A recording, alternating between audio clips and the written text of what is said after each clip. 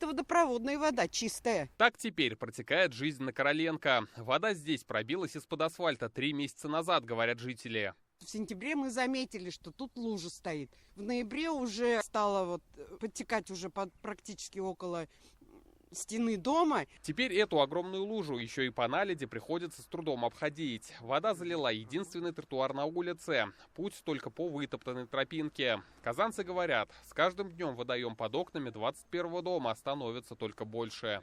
Откуда мы знаем? Может быть, она идет уже в подвал, а вдруг провалится. Дом у нас проблемный. 2 подъезда уже ремонтировали лет 5 тому назад.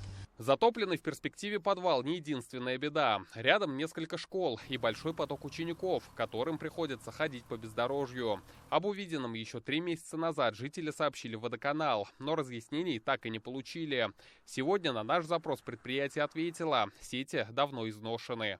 Причина прорыва – авария на водопроводе 1978 года постройки с глубиной залегания больше 2 метров. С учетом ограниченных источников финансирования и общего недоремонта инженерной инфраструктуры водоснабжения и водоотведения в размере 126 миллиардов рублей, вопрос перекладки участка трубопровода будет рассмотрен при формировании программы реконструкции и капитального ремонта на последующие годы. Ситуация начала меняться во время съемки нашего репортажа. Пока мы были на месте, на Короленко прибыла аварийная бригада водоканала и начались работы.